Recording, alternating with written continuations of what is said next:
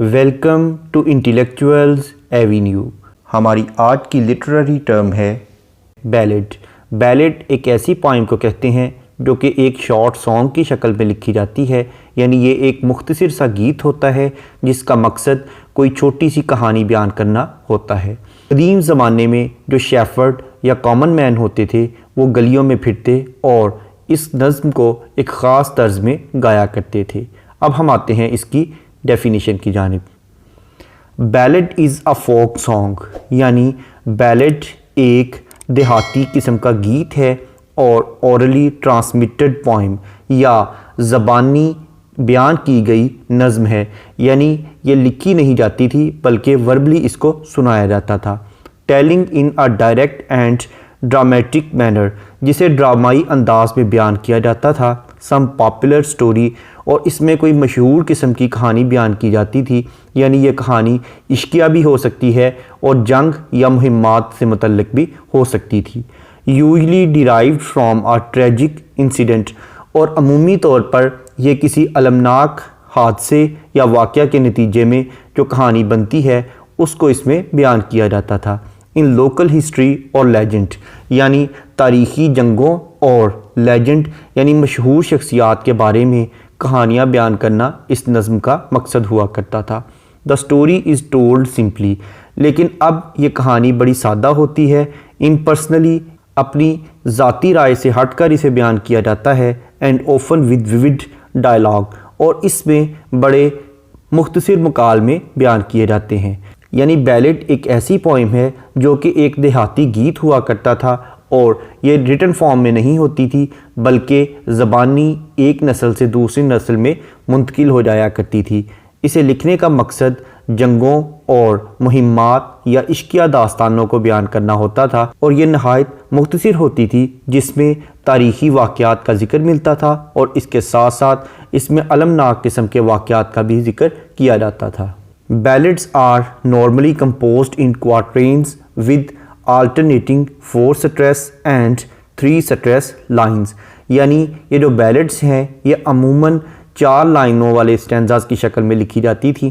Quatrain 4 lines पर consisted stanza को कहते हैं, तो अमूमन ये 4 लाइनों वाले स्टैंजास की शक्ल में लिखी जाती थी और हर स्टैंजा की पहली और तीसरी लाइंस 4 स्ट्रेस पर कंसिस्टेड होती थी और सेकंड और फोर्थ लाइंस 3 स्ट्रेस पर कंसिस्टेड होती थी।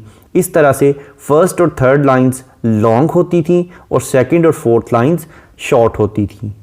The second and fourth line rhyming, और इसकी फर्स्ट और थर्ड लाइंस अनराइम्ड होती थी, यानी इसमें राइम स्कीम नहीं होती थी, जबकि सेकंड और फोर्थ लाइंस आपस में राइम्ड होती थी। यानी सेकंड और फोर्थ लाइंस आपस में राइम्ड भी होती थी और इसमें 3 स्ट्रेस हुआ करते थे। But some ballads are in couplet form, और कुछ बैलेड्स जो हैं वो कपलेट की शक्ल में लिखी जाती हैं। कपलेट्स ऐसी पोइम को कहते हैं जिसमें 2 लाइंस आपस में राइम्ड होती हैं, यानी इसकी राइम स्कीम होती है ए ए बी बी। इससे पहले वो कह चुका है कि अमूमी तौर पर बैलेड्स की जो राइम स्कीम थी वो ए बी सी बी हुआ करती थी, यानी सेकंड और फोर्थ लाइंस राइम्ड होती थी। इसके साथ साथ कुछ पोइम्स ऐसी भी थी जो कि कपलेट की शक्ल में लिखी जाती थी, यानी उसकी राइम स्कीम हुआ करती थी ए ए बी बी, यानी फर्स्ट और सेकंड लाइंस आपस में राइम्ड हुआ करती थी, जबकि थर्ड और फोर्थ लाइंस आपस में राइम्ड हुआ करती थी। And some other have 6 lines stanzas, कुछ बैलेड्स ऐसी भी लिखी गई जिसमें स्टैंजाज की लाइंस की स्ट्रेंथ थी 6। अब हम आते हैं इसकी टाइप्स की जानिब। इसकी 2 बेसिक टाइप्स हैं। पहली टाइप है फोक और ट्रेडिशनल बैलेड और दूसरी है लिटरेरी बैलेड। लिटरेरी बैलेड को लिरिकल बैलेड भी कहा जा सकता है। पहले हम डिस्कस करेंगे फोक और ट्रेडिशनल बैलेड को।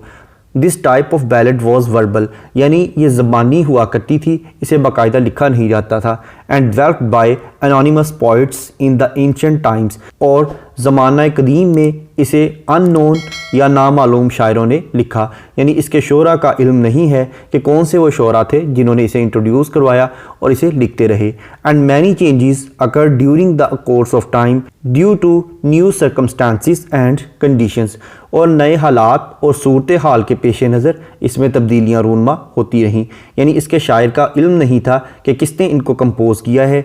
इसलिए जैसे जैसे ज़माना बदलता जाता उस बदलते हुए ज़माने के हालात व वाक़यात के तनाजुर में इसमें तब्दीलियाँ भी रूनमा हो जाया करती थी और ये रिटन फॉर्म में नहीं होती थी। इसके बाद हम आते हैं इसकी एग्जांपल्स की जानिब।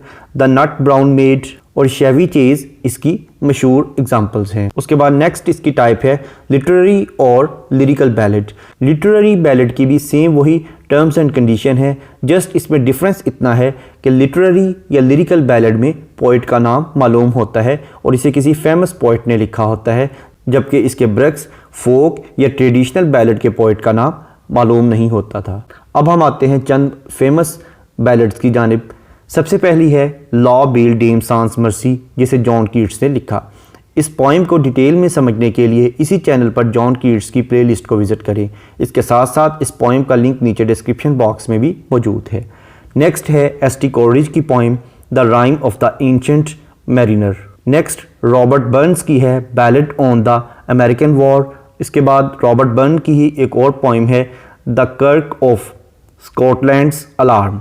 नेक्स्ट है एलिस पार्कर बटलर की the ballad of a bachelor. Next Tu Fu की एक फेमस बैलेड है ballad of the army carts. Next Sidney Lanier की पोइम है a ballad of the trees and the master.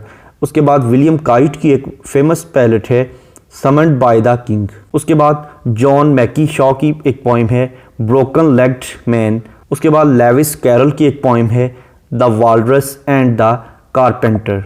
Next Oscar Wilde की एक famous ballad है the ballad of Reading Gaol. Barry Sadler की एक poem है जिसका नाम है ballad of the green berets. के बाद एडविन आर्लिंगटन रॉबिन्सन की एक पोइम है जिसका नाम है रिचर्ड कॉरे। ये थी चंद फेमस बैलेड्स जो कि डिफरेंट ज़मानों में डिफरेंट पोइट्स ने कंपोज की। अब हम आते हैं उन बैलेड पोइट्स की जानिब जो कि बहुत ज़्यादा पॉपुलर हुए। इसमें सरे फहरिस्त हैं Samuel Pepys, Robert Harley, Walter Scott, Robert Burns, William Wordsworth, S T. Coleridge, Oscar Wilde, John Gray. इसके अलावा दीगर पोइट्स ने भी बहुत फेमस बैलेड्स को कंपोज किया। अब हम डिस्कस करते हैं बैलेड की कुछ कैरेक्टरिस्टिक्स को। ये एक शॉर्ट सी पोइम होती है जिसका थीम बहुत ही ट्रेजिक होता है और इसमें डायलॉग्स और एक्शंस के ज़रिए अपनी बात को समझाया जाता है, यानी एक स्टोरी को नरेट किया जाता है। इसकी बिगिनिंग और एंडिंग बहुत ही सरप्राइजिंग होती है, यानी हैरानकुन होती है। इसमें सिंपल लैंग्वेज को यूज़ किया जाता है और इसमें सिंगल एपिसोड पर कंसंट्रेट किया जाता है, यानी इसकी एक ही एपिसोड होती है। और ये एपिक की ऑपोजिट है, यानी एपिक एक लॉन्ग नैरेटिव पोइम होती है जबकि बैलेड एक शॉर्ट पोइम होती है। ये पोइम नैरेटिव होती है और म्यूज़िकल होती है और इसमें इमेजरी का बहुत ज़्यादा यूज़ किया जाता है और इसमें अमूमन एक ही लाइन को डिफरेंट स्टैंजास में बार बार रिपीट किया जाता है। Thank you for attending this lecture.